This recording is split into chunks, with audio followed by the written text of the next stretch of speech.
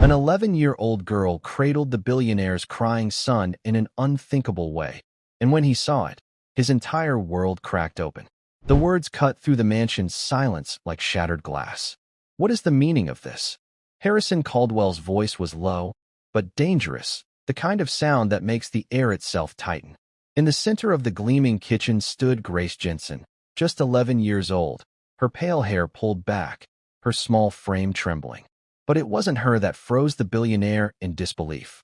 It was the sight of his 6-month-old son, Leo, strapped securely to her back with a faded scrap of olive green fabric.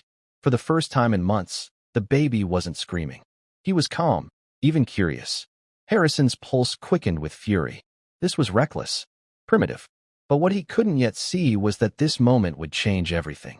An 11-year-old girl was the only one who could make the billionaire's baby stop crying. So when he found her with his son tied to her back, he did the one thing he thought was right. The words were a blade, sharp and cold in the pristine air of the kitchen. What is the meaning of this? Harrison Caldwell stood in the arched doorway, his expensive suit looking like armor. His face, usually controlled and unreadable, was a mask of disbelief turning rapidly to fury. He was a man who controlled a global logistics empire, a man for whom every minute was scheduled, every outcome predicted. This scene in his own home was an unforgivable error in the system. There, by the gleaming stainless steel island, stood 11-year-old Grace Jensen. She was small for her age, with hair the color of pale corn silk tied back in a simple ponytail. Her worn jeans and faded t-shirt looked out of place against the kitchen's stark, architectural perfection. But it wasn't the girl that made Harrison's blood run cold. It was his son, 6-month-old Leo, who was tied securely to Grace's back. He was nestled in a makeshift sling, fashioned from a soft, faded olive green fabric. The baby, who for months had filled the mansion with his tortured, inconsolable wails, was utterly silent. His head rested on Grace's shoulder, his eyes wide and curious, watching her chop carrots with a focused calm Harrison had never seen in him. A tiny fist clutched a piece of her blonde hair, not in distress, but with a quiet contentment that felt alien in this house of grief. "Get him off of you," Harrison commanded, his voice low and dangerous. Right now, Grace flinched, her hand freezing over the cutting board. She turned slowly, her blue eyes wide with a fear that tore at her mother, Laura, who was scrubbing the nearby stovetop. Laura's hands, red and chapped from cleaning chemicals, froze in the soapy water. "Mr. Caldwell, please," Laura began, her voice trembling as she wiped her hands on her apron. "I can explain. You were just what?" Harrison directed his glare at Grace, stepping further into the room. "Endangering my son? Is that part of your mother's job description? Letting her child play with him like he's some kind of doll?" The accusation hung in the air, thick and suffocating. Grace clutched the edge of the counter, feeling Leo's small body warm against her back. The sling, the source of the baby's first real peace, was now the source of this terrifying storm. What he couldn't see, what his anger wouldn't let him comprehend, was that the faded green fabric was more than just a piece of cloth. It was the lining of a hero's jacket. And in that moment of blind rage, he was about to dishonor a legacy he couldn't possibly understand and destroy the only hope his son had. 3 months earlier, the notice was taped to the apartment door, its stark red letters a declaration of war. Final eviction warning. Laura Jensen stared at it, her shoulders slumping with a weight that felt heavier than the laundry basket in her arms. Inside their small, cramped apartment, the smell of burnt toast and cheap air freshener hung in the air. This 2-bedroom space on the forgotten side of town was the only home Grace had ever known. It was where they had pieced their lives back together after Grace's father had left, leaving behind a mountain of debt and a quiet, unfillable hole in their family. "Mom," Grace asked from the small kitchen table, where she was meticulously cleaning a set of silver medals. "Is it about the rent again?" Laura forced a smile that didn't reach her tired eyes. "Just a friendly reminder from the landlord, sweetie. Nothing to worry about." But Grace knew better. At 11, she understood the language of worry better than most adults. She saw it in the way her mother skipped meals, claiming she wasn't hungry. She saw it in the well-hidden stack of unpaid bills in the desk drawer.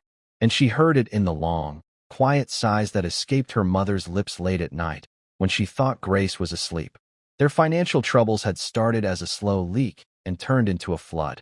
Laura worked 2 jobs, cleaning offices at night and waitressing on weekends. But a sudden illness had wiped out their meager savings. Pneumonia had settled deep in her lungs, forcing her out of work for 6 critical weeks. The medical bills arrived like clockwork, each one a fresh wave of panic. Now, back on her feet, but hopelessly behind, she felt like she was drowning. Grace looked down at the medals in her hands. They belonged to her great-grandfather, Sergeant Thomas Stonewall Jensen. He was the family legend, a man who had earned the Medal of Honor in a war fought long before she was born. His dress uniform hung in a protective bag in Laura's closet, and his medals lived in a velvet-lined box on the mantelpiece. Polishing them was Grace's weekly ritual, her way of connecting to the hero she had never met. There was the Silver Star for gallantry, the Purple Heart for being wounded in the line of duty, and the most important one, the Medal of Honor. The story behind it was Grace's favorite. Pinned down by enemy fire, her great-grandfather's platoon had been shattered and terrified. He had crawled through mud and fire, not to attack, but to rescue his wounded men. He had carried them, one by one, back to safety. The official report said he used his own field jacket to create a makeshift sling for a young soldier who couldn't walk, carrying him for over a mile under constant threat. He never left a man behind, Laura would tell her, her voice filled with a quiet pride that was the foundation of their family. He used to say that true strength isn't about how hard you can fight. It's about how much you're willing to carry for someone else. That jacket now rested in the velvet box, too fragile to be handled often. But its soft, worn-out lining, a piece of olive green flannel, had been carefully removed and preserved by Grace's grandmother. It was their family's most sacred relic. It smelled of history, of courage, and of a quiet, stubborn love. The phone rang, jarring them from their thoughts. It was a number from a wealthy suburb on the other side of the state, a place they only saw on television. Hesitantly, Laura answered. "Is this Laura Jensen?" a crisp, professional voice asked. "My name is Mrs. Gable. I am the household manager for the Caldwell estate. I'm calling about your application." Laura's heart leaped. She had sent out dozens of applications for live-in housekeeping positions, a desperate last-ditch effort to find a situation that offered a steady paycheck and, most importantly, a roof over their heads. Most had gone unanswered. "Yes, this is she," Laura said, trying to keep her voice steady. "Your references are excellent," Mrs. Gable continued, her tone all business. "The position is for a head housekeeper. It is a live-in role, 6 days a week. The salary is substantial, enough to solve your immediate problems, I would imagine. However, the demands are specific. The previous 4 housekeepers have not met Mr. Caldwell's standards." For in how long? Laura wondered, but she didn't dare ask. "The position also requires that your daughter, Grace, adhere to a strict set of rules," Mrs. Gable added. "She will be permitted to reside with you in the staff quarters. She is not to be seen or heard in the main house unless absolutely necessary. She is to remain in your quarters during her non-school hours. Do you understand?" The words were cold, clinical. Grace was not a child to them. She was a complication to be managed. Laura looked at her daughter, who was watching her with wide, hopeful eyes. This wasn't a choice. It was a lifeline. "We understand completely," Laura said, her voice filled with a determination that echoed her grandfather's famous resolve. "When can we start?" The taxi ride to the Caldwell estate was like traveling to another planet. They left the cracked pavement and graffitied walls of their neighborhood behind, moving through pristine suburbs where manicured lawns looked like green carpets. Finally, they turned onto a private road that wound through a dense forest before opening up to a set of imposing iron gates. The gates swung open silently, revealing a house that looked less like a home and more like a modern art museum. It was all sharp angles, glass walls, and stark white stone, perched on a hill overlooking a vast, shimmering lake. It was beautiful in the way a perfectly cut diamond was beautiful, brilliant, expensive, and cold. Mrs. Gable met them at the massive front door. She was a tall, thin woman in a severe gray suit, her hair pulled back so tightly it seemed to pull at her face. Her eyes scanned them from head to toe, her expression betraying nothing. "Laura, Grace," she said, her voice as starched as her collar. "Welcome to the estate. Leave your bags. The staff will take them to your quarters." Their quarters consisted of two small, plain rooms in a wing of the house that felt miles away from the main living area. The rooms were clean and functional, but had all the charm of a hospital. Still, there was a window that looked out onto a small, neat garden, and for the first time in months, Laura felt a sliver of hope. Mrs. Gable gave them the tour, her heels clicking in unnerving rhythm on the polished marble floors. The silence in the house was absolute, broken only by her voice. Abstract paintings hung on the walls, their chaotic colors a stark contrast to the home's rigid order. The furniture was sleek and minimalist, arranged with a precision that discouraged anyone from actually sitting on it. Mr. Caldwell values order and quiet, Mrs. Gable explained as they walked through a living room the size of their entire old apartment building. Your primary responsibility is to maintain the household's standards of cleanliness without disturbing the atmosphere. The atmosphere, Grace thought, was one of profound sadness. It clung to the air like a fine dust, settling on every sterile surface. She soon learned the source of it. In a gold-framed photograph on a lonely side table, a beautiful woman with kind eyes and a warm smile stood next to Mr. Caldwell. That was Mrs. Caldwell, Mrs. Gable said, her voice softening for the first time. Eleanor. She passed away 6 months ago, just after the baby was born. The nursery was on the second floor, and it was the saddest room of all. It was filled with the most expensive baby equipment imaginable. A high-tech crib monitored the baby's breathing. A sound machine offered a dozen different types of white noise. Educational toys in muted, tasteful colors were arranged on shelves, untouched. Everything was perfect. Everything was sterile. Everything was unused. And in the center of it all, in that state-of-the-art crib, lay Leo Caldwell. He was a tiny thing, his face red and clenched from constant crying. It wasn't the sound of a fussy baby. It was a deep, guttural wail of pure misery. A nanny with a tired, defeated expression was rocking the crib mechanically, her face a blank mask of resignation. He has been this way for months, Mrs. Gable whispered, as if the baby could understand. Since we lost Eleanor. The doctors say he is failing to thrive. He doesn't sleep.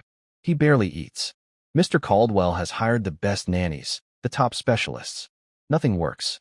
Grace watched from the doorway, her heart aching for the tiny, screaming infant. She had never seen a baby so alone in a room so full of things. He wasn't crying for a toy or a bottle. He was crying for a person. Mr. Caldwell established a strict set of protocols for his care. Mrs. Gable continued, handing Laura a thick binder. They were developed by his late wife. Feeding schedules, sleep training methods, approved developmental activities. They are to be followed to the letter.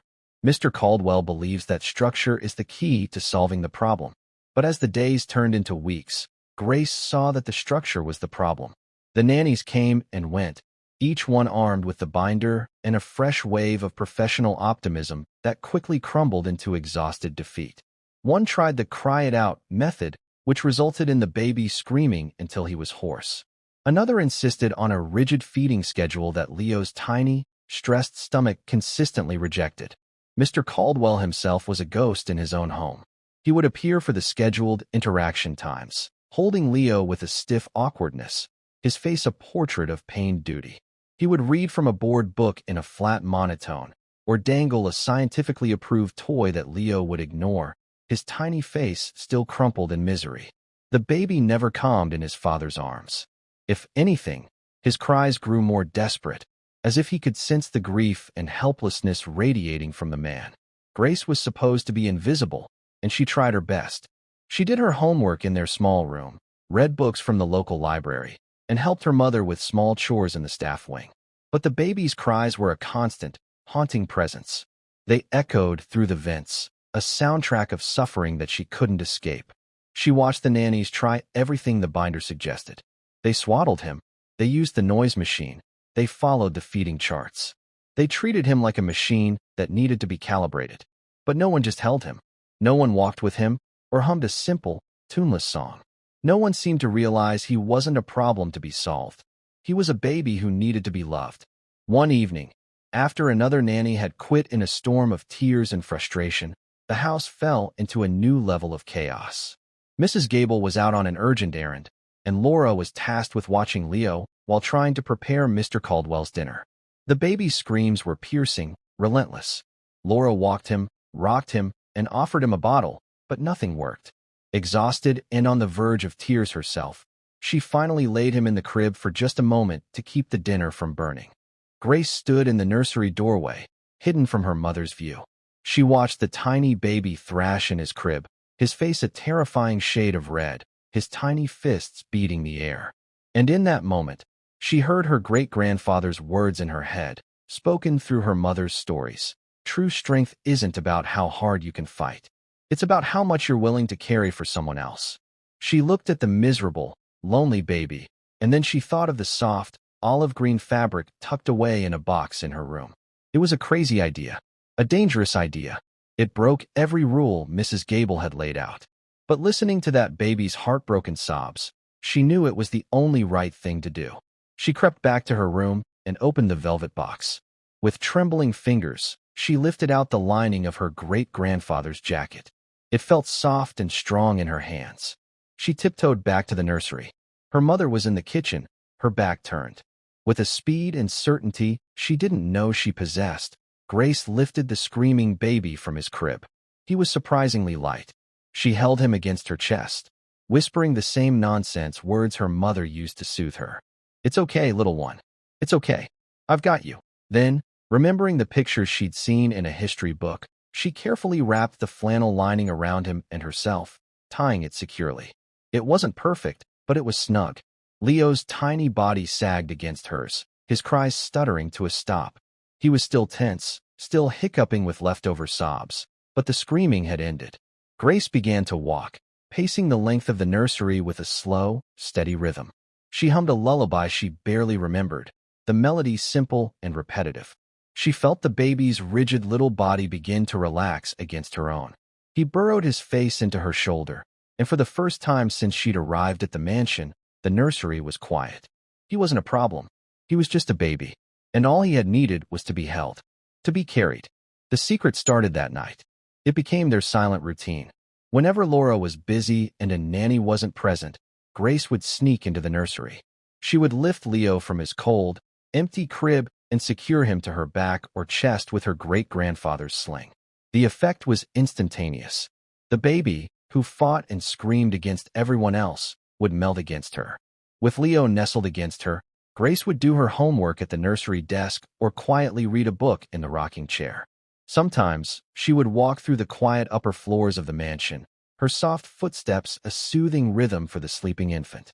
She discovered he loved the hum of the dishwasher and the gentle swish of her mother polishing the grand staircase. He was fascinated by the dust motes dancing in the sunbeams that streamed through the massive windows. The changes in Leo were subtle at first, then dramatic. He started finishing his bottles, held in Grace's steady arms. He began to sleep for longer stretches, lulled by the gentle motion of her movements. The constant, desperate crying that had been the mansion's heartbeat faded, replaced by hours of peaceful quiet.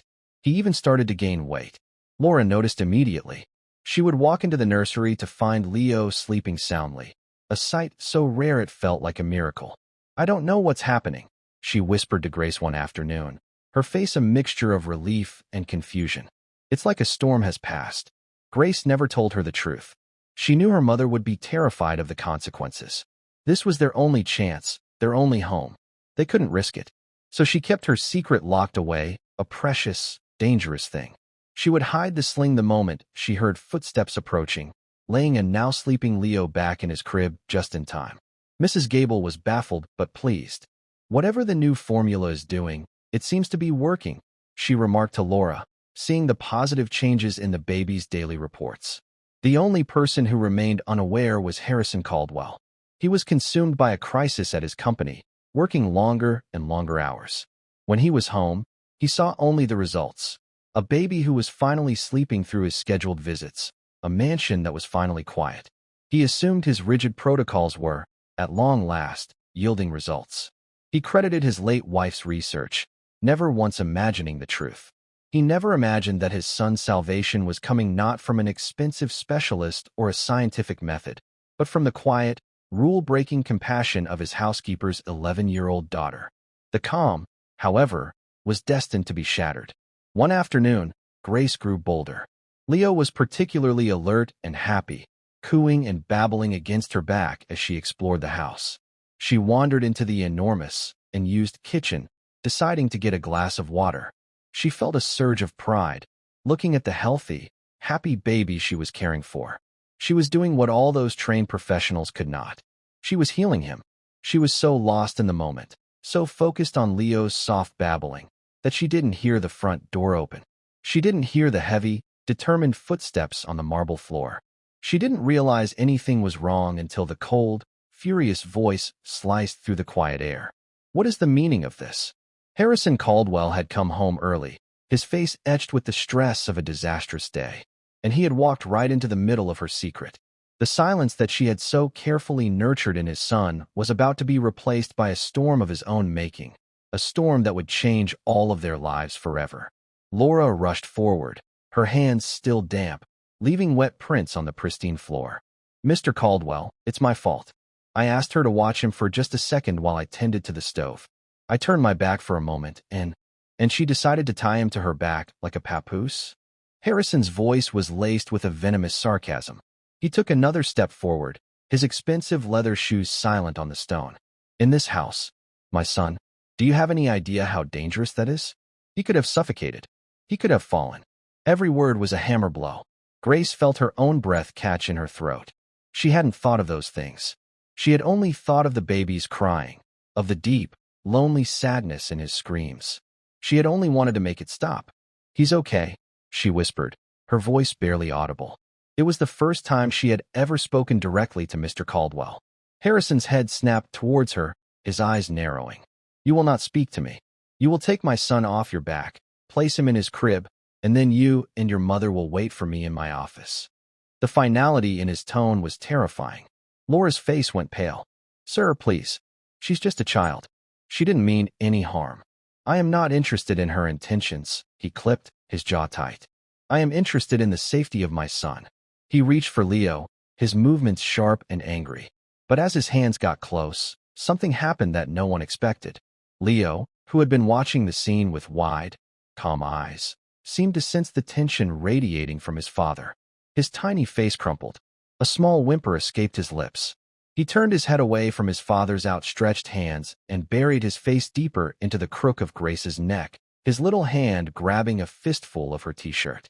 It was a small gesture, but it was a clear and powerful rejection. Harrison froze, his hands hovering in the air. For the first time, a crack appeared in his furious armor. He stared at his son, clinging to this stranger, this child of his housekeeper, seeking comfort and safety from her. The sight was a profound, personal insult.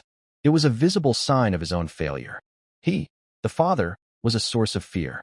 This girl was a source of peace. The unfairness of it all stoked his anger into a white-hot flame. "I said, give him to me," he commanded, his voice shaking with a barely controlled rage. Grace knew, with a certainty that went bone deep, that if she handed Leo over now, the screaming would start again. The fragile peace she had worked so hard to build would be shattered. She held her ground, her small body tensed. "If you yell," she said, her voice a little stronger this time, "you'll scare him." The audacity of the statement struck Harrison dumb for a second. This child, this employee, was telling him how to behave around his own son.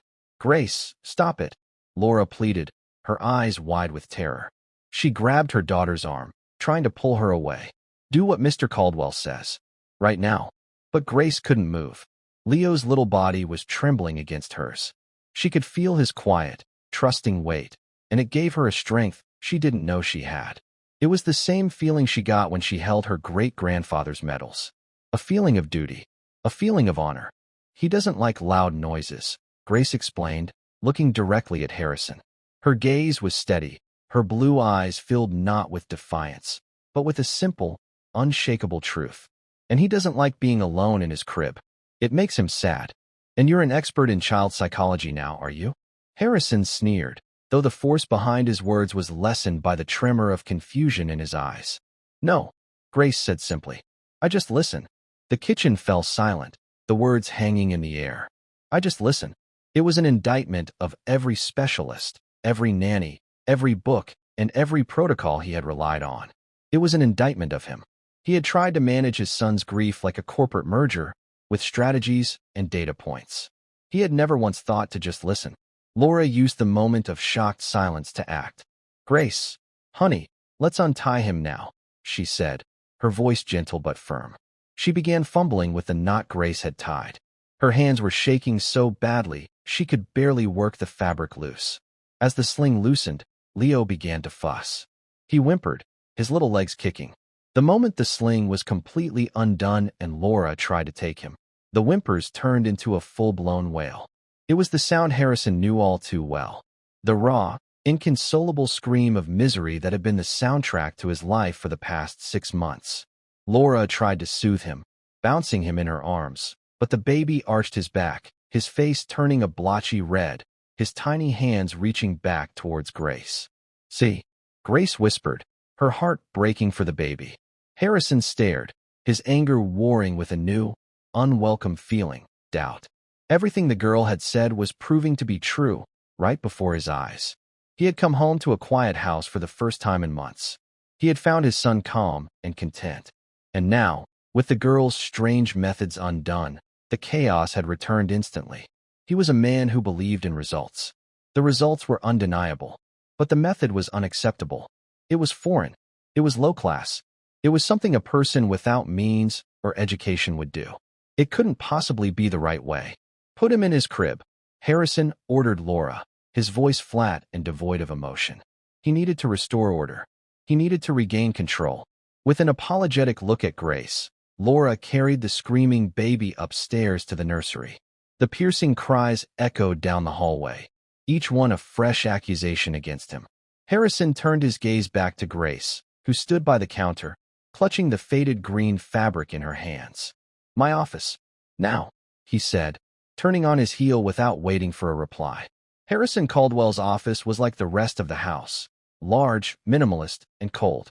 A massive mahogany desk sat in the center of the room, its surface empty except for a sleek laptop and a single, framed photograph of his late wife, Eleanor. Grace stood in the middle of the expensive rug, feeling like a tiny boat in a vast, empty ocean. Her mother stood beside her, her head bowed, her hands twisting the fabric of her apron. Harrison sat behind his desk, his fingers steepled. The baby's cries could still be heard, a faint, desperate sound from the floor above. "You broke the rules," he began, his voice calm again, but it was the calm of a frozen lake. "Dangerous and deep. The rules your mother agreed to. The rules that were put in place to ensure my son's well-being." "I know, sir," Laura whispered. "And I am so sorry. It will not happen again. We will pack our things." "No," Harrison said, and the word surprised them both. "You will not pack your things. You will do your job. And your daughter," he said, fixing his gaze on Grace, "will never go near my son again. Am I understood?" Grace nodded, her eyes on the floor. She felt a profound sense of loss. She would miss the quiet moments with Leo, the feeling of his warm body against hers, the simple joy of seeing him smile. She had done something good, something that worked, and she was being punished for it. "And that thing," Harrison said, gesturing with his chin toward the fabric in her hands. "What is it? Where did you get it?" Grace looked down at the olive green flannel. It was just a piece of cloth to him. To her, it was everything. "It was my great-grandfather's," she said quietly. Harrison raised an eyebrow, a flicker of interest in his eyes. "And who was he?" "He was a soldier," Grace said, her voice growing stronger as she spoke of him. "Sergeant Thomas Jensen. He won the Medal of Honor."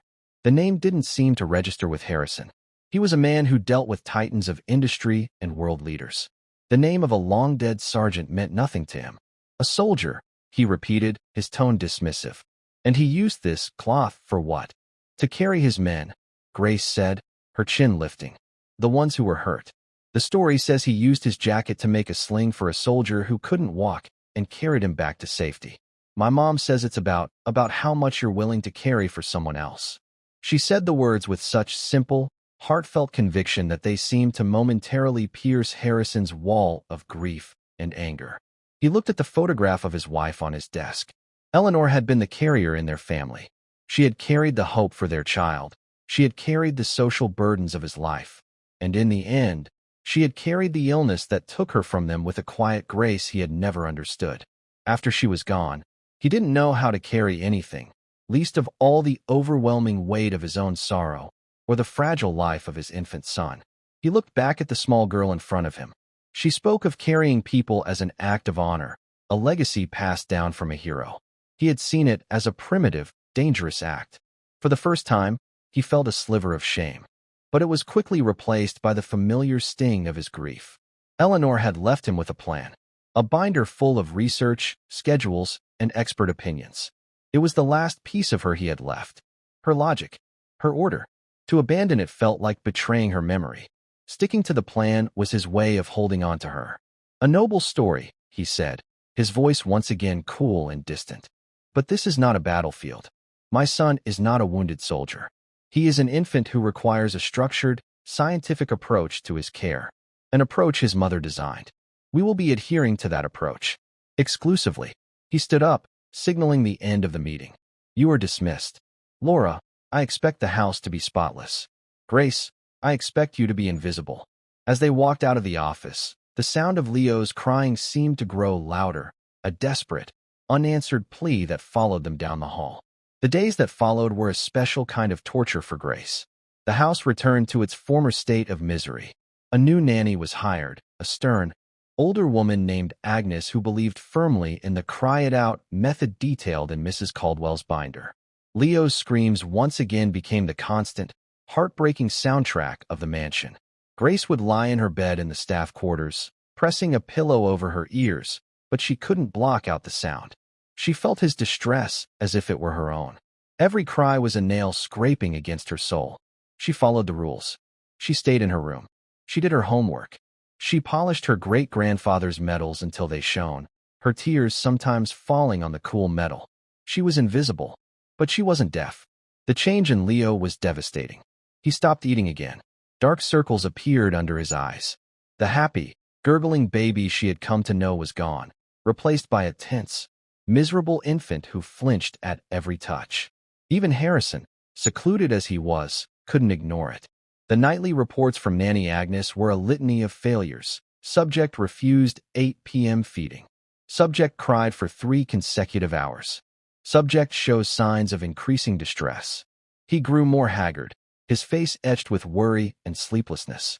He would sometimes stand outside the nursery door, his hand on the knob, listening to his son's agonized cries, his expression a mask of helpless frustration. He was following the plan. He was honoring his wife's memory. Why was it failing? One afternoon, about a week after the incident, Grace was sitting in her room, trying to read a book. The window was open, and the sound of Leo screaming from the nursery on the second floor was horribly clear. She couldn't take it anymore. She put the book down and walked quietly to her mother's room. Laura was folding laundry, her movements weary, her face etched with a sadness that mirrored Grace's own. "Mom," Grace said, her voice low, "we can't let him do this. The baby is sick with sadness." Laura sighed, pressing a freshly folded towel to her chest. "There's nothing we can do, honey. We need this job." "You heard what he said." "But it's wrong," Grace insisted. Great-grandpa wouldn't have just followed orders if he knew they were wrong. He would have done something. The comparison struck a chord with Laura. She looked at her daughter, at the fierce, determined set of her jaw, and she saw the ghost of the family hero looking back at her. "This isn't a war, Grace. Isn't it?" Grace countered. "Leo is fighting for his life, and he's losing." That night, Grace couldn't sleep. The crying from the nursery went on, a thin, reedy wail that seemed to be getting weaker. Sometime after midnight, it finally stopped. The silence that followed was somehow worse. It was heavy and empty and terrifying. An hour later, a frantic knock sounded on their door. It was Mrs. Gable, her face pale, her usual composure completely gone. "Laura, wake up. It's the baby. He's not breathing right. Nanny Agnes is on the phone with the doctor, but Mr. Caldwell wants you up there." He's not responding." Laura threw on a robe and ran out the door.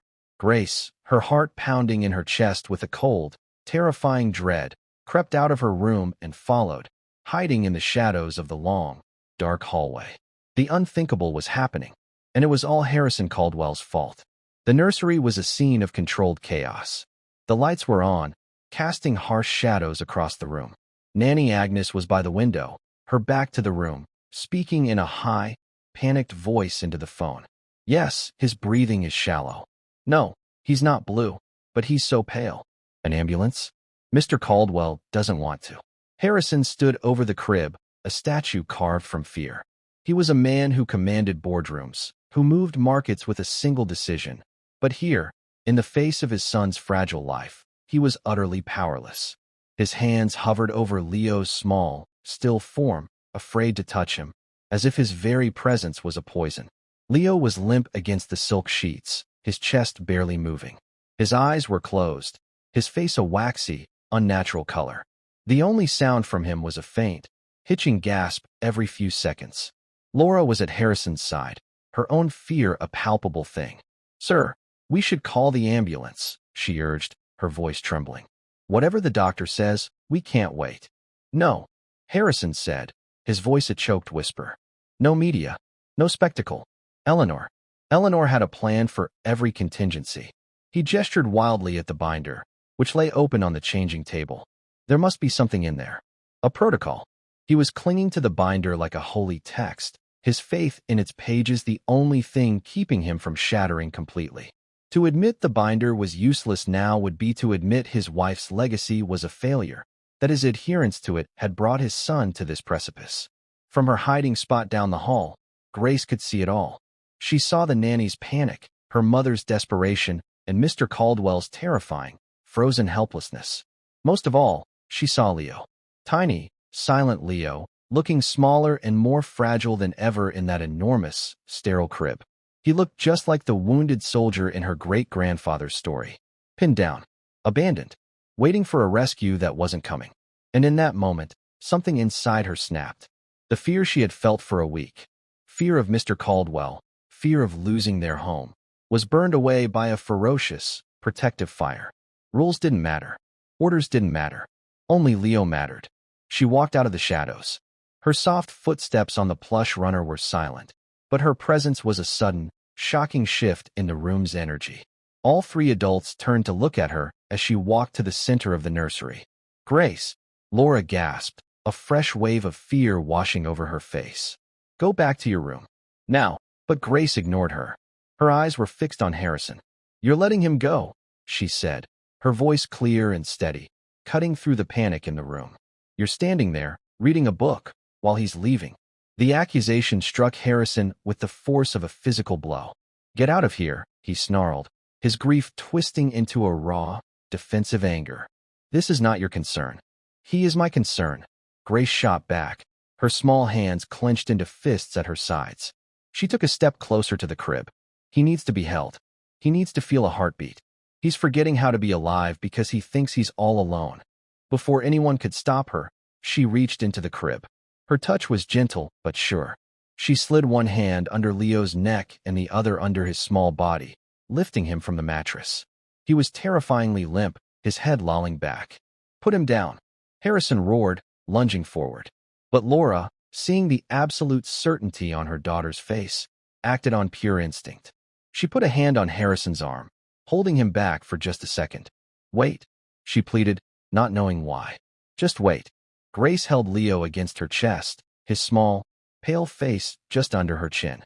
She could feel the faint, fluttery rattle of his breathing against her own skin. She began to sway, a slow, rhythmic rock from side to side. "It's okay, Leo," she whispered, her voice a low, calming hum. "I'm here. You're not alone. I've got you. You just have to breathe with me. That's all you have to do." She walked around the room, her steps measured and steady. She hummed the same simple, tuneless lullaby she always had. It was a song of quiet strength, of stubborn hope. She ignored the frantic nanny, her distraught mother, and the furious, broken man watching her every move. The world shrank until it was just her and the baby in her arms. She didn't know how long she walked. 1 minute. 5. 10. To the frantic adults in the room, it felt like an eternity. Harrison watched, his heart a block of ice in his chest, ready to call her a fool, ready to tear his son from her arms. And then, it happened. A small, shuddering breath from Leo. It was deeper than the ones before. Then another, and another. A tiny bit of color began to return to his cheeks. His eyelids fluttered. He made a small, mewing sound, and his head shifted, nuzzling into the warmth of Grace's neck. His tiny hand, which had been limp at his side, twitched and then weakly clutched the collar of her pajamas. He was breathing. Slowly, shallowly, but steadily. He was breathing with her. The room was utterly silent except for the sound of their shared breaths. Nanny Agnes had hung up the phone, her hand over her mouth in disbelief. Laura was crying softly, tears of relief streaming down her face. Harrison sank into the expensive glider in the corner of the room, his legs giving out from under him. He stared at the girl and his son, a single unit of quiet comfort in the middle of the room he had designed to be a pinnacle of modern childcare. Everything he had believed, everything he had enforced, everything he had done to honor his wife's memory was wrong. His structure, his rules, his binder full of science, it had all nearly killed his child. This 11-year-old girl, with nothing but a quiet voice and a steady heartbeat, had just saved him. Grace continued to walk until Leo's breathing was deep and even, until he was sound asleep in her arms. She finally stopped in front of Harrison. She looked down at him, her expression not triumphant, but deeply, profoundly sad for all the time he had lost, for all the pain they had all endured. He just needed to be carried, she said softly. Harrison looked up at her, his face stripped bare of its anger and pride. He looked broken. He saw not the housekeeper's daughter, but a small, blonde guardian angel who had walked out of the shadows to save them both. He finally understood. It wasn't about the science, or the schedules, or the expensive equipment. It was about connection. It was about a human touch. It was about love. "Thank you," he whispered, the words feeling foreign and inadequate in his mouth. "Thank you." The events of that night changed everything. The first thing Harrison did the next morning was fire Nanny Agnes. The second thing he did was take the thick binder of protocols, walk it out to the stone fireplace on the patio, and burn it. He watched the pages curl and turn to black ash, a symbolic funeral for a rigid, lifeless approach to love. He then called Mrs. Gable into his office and gave her a new set of instructions, his voice quiet but firm. "From now on, Grace Jensen has unrestricted access to Leo. She is to be considered his primary caregiver, alongside her mother. Any and all rules regarding her presence in the house are hereby revoked. She is to be treated as a member of this family. Is that understood?" Mrs. Gable, who had heard the story of the previous night's events in hushed tones from Laura, simply nodded, a look of profound respect in her eyes. "Perfectly, sir." The change in the household was immediate and dramatic. Grace was no longer a ghost. She was a presence.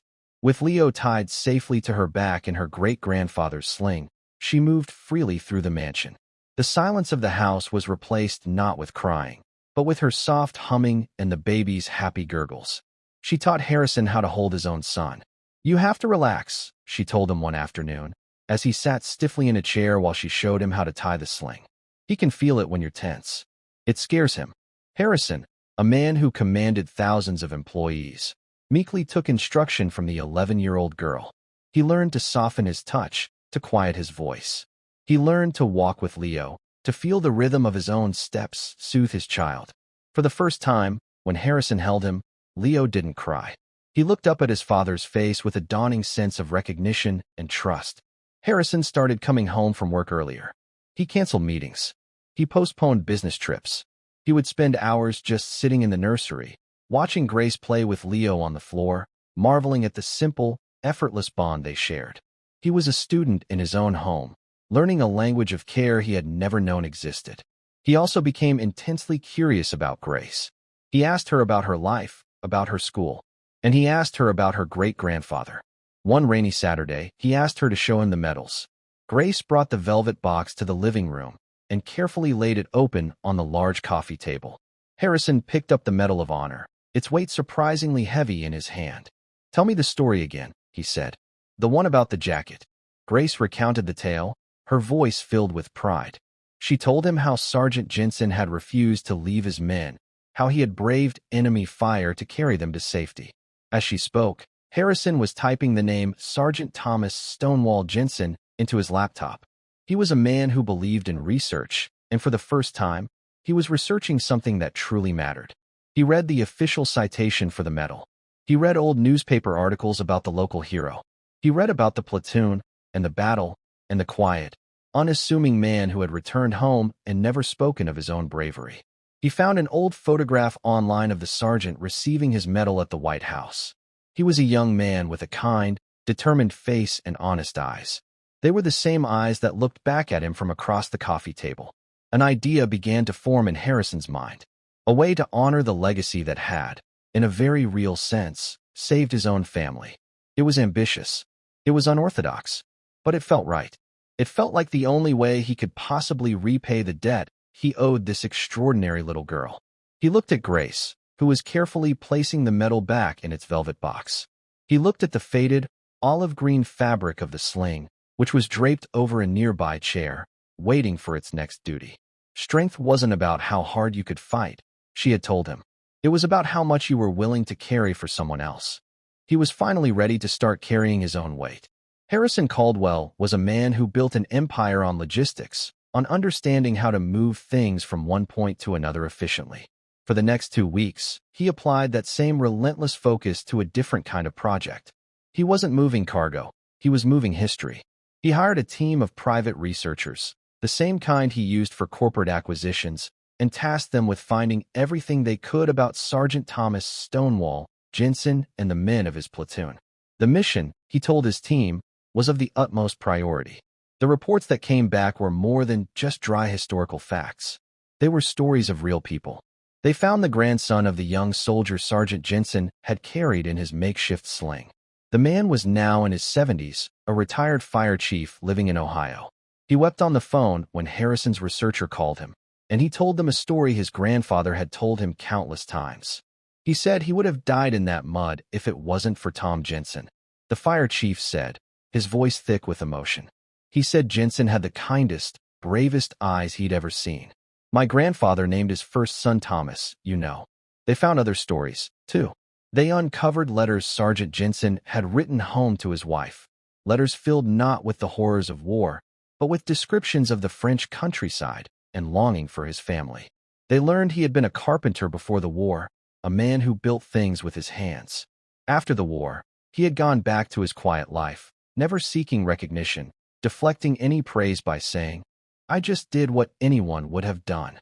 Harrison read these stories late into the night in his cold, quiet office, with the sound of Leo's soft, even breathing coming through the baby monitor on his desk. He was piecing together the life of the man whose legacy had saved his son. He was a man of quiet strength, of profound humility, and unwavering duty. He was everything Harrison, with all his wealth and power, was not. And Harrison found himself filled with a deep, humbling admiration. During this time, life in the mansion was transformed. The oppressive sadness that had clung to the walls was gone, replaced by a light and warmth that radiated from the nursery. Grace, with Leo often sleeping peacefully on her back, became Harrison's shadow. He took her and the baby to the park. He had a swing set installed in the immaculate backyard. He read board books to his son, with Grace sitting beside them, pointing out the pictures and making the animal sounds that made Leo giggle. He was learning how to be a father, and his teacher was a child. He saw the world differently through her eyes. She found wonder in the smallest things, the way the sunlight hit the lake in the morning, the taste of the fresh strawberries the cook bought from the farmer's market. She taught him that a home wasn't about pristine surfaces and minimalist furniture. It was about laughter and comfort and the quiet, steady presence of love. Laura watched the transformation in her employer with a quiet sense of awe. He began to speak to her, not just at her. He asked about her life, about her dreams. He insisted she eat her meals with them at the massive dining room table, a suggestion that at first made her deeply uncomfortable but soon became a cherished ritual. The lines between employer and employee were blurring, replaced by the tentative, fragile foundations of a family. Finally, after 2 weeks of intense research and planning, Harrison was ready. He approached Laura and Grace one evening as they were finishing dinner. I need to ask a favor of you both, he said, his tone formal, yet with an undercurrent of genuine warmth. There is an event I would like you to attend with me in 2 days. A ceremony. It's important. To me and to our family. He looked at Grace when he said the word family, and she felt a warmth spread through her chest. He told them it was a formal event and had arranged for dresses to be delivered. When the boxes arrived, Laura gasped. Inside were two beautiful, elegant gowns, a deep sapphire blue for her, and a soft, pale yellow for Grace. They were the most beautiful things either of them had ever owned. On the day of the ceremony, a black car arrived to take them to a local community hall in a nearby town, the very town where Thomas Jensen had lived and died. Grace was confused. She had assumed the event would be in the city, at some fancy hotel. This place was simple, unpretentious. The parking lot was filled not with luxury cars, but with pickup trucks and sensible sedans. When they walked inside, the hall was filled with people. Older people mostly. Men in old military uniforms, their backs a little straighter today, their medals polished and pinned to their chests. Women in their Sunday best. Harrison, holding Leo in his arms, led Grace and a bewildered Laura to seats in the front row. On the stage at the front of the hall was a simple podium and a large, draped object. The mayor of the town walked to the podium and welcomed everyone. He spoke of the town's pride in its local heroes, and then he introduced the man who had organized and funded the day's event, Harrison Caldwell. Harrison handed Leo to a beaming Laura and walked onto the stage. He looked out at the crowd, at the faces of the people who had known and loved the man who had changed his life. He looked at Grace, her blue eyes wide with confusion and wonder. "Good afternoon," he began, his voice steady and clear, amplified by the microphone. "My name is Harrison Caldwell. I am not from here. Until a few weeks ago, I had never heard of your town, and I had never heard the name of Sergeant Thomas Jensen." He paused, letting the words settle. "I came to know his name because of his great-granddaughter, Grace." He smiled at her. "Most of you know the official story of Sergeant Jensen's heroism. You know he was awarded the Medal of Honor for saving the men in his platoon. What you may not know is that his legacy of courage, of compassion, of carrying others when they cannot carry themselves, is still alive. It is alive in this little girl." Harrison's voice cracked with emotion, and he had to pause to compose himself.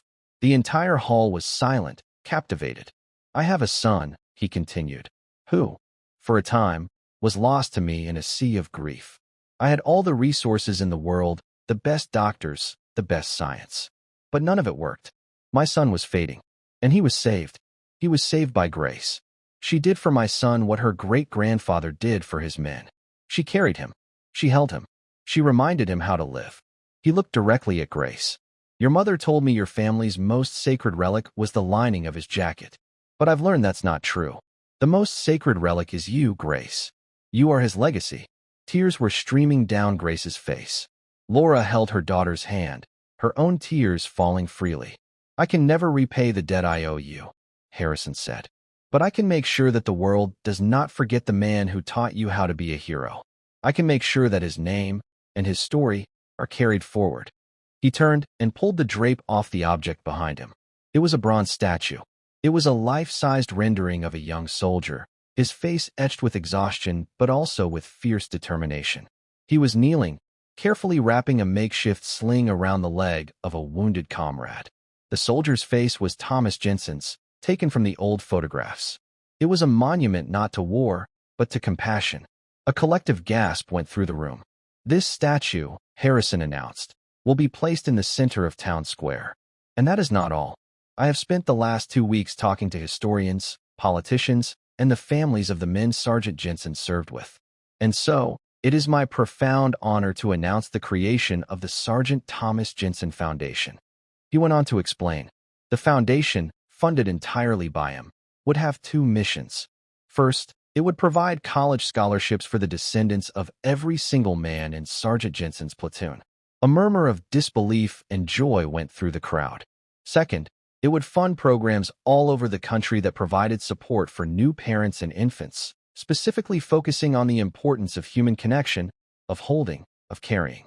The foundation's motto would be the simple words Grace had spoken to him. "It's about how much you're willing to carry for someone else." The hall erupted in a thunderous standing ovation. The old veterans were weeping. People were hugging each other. In the front row, Laura was holding her daughter, overcome with a joy and pride so immense it felt like it could burst her heart. But Harrison wasn't finished. He held up a hand for quiet. "There is one more thing," he said, stepping down from the stage and walking directly to Grace. He knelt in front of her, so they were eye to eye. He was no longer the billionaire, the titan of industry. He was just a grateful father. Grace Jensen, he said, his voice thick with unshed tears. I have a son who needs a sister. And I have a house that needs to be a home. Your mother has agreed, if you will have us. I would like to formally adopt you. I would like you to be my daughter. It was the unthinkable thing. Not the money, not the foundation, not the statue. It was this. He wasn't just rewarding her. He was making her family. He was choosing her. For a moment, Grace was too stunned to speak. She looked at her mother, who was nodding through her tears, her face alight with a happiness Grace had never seen before.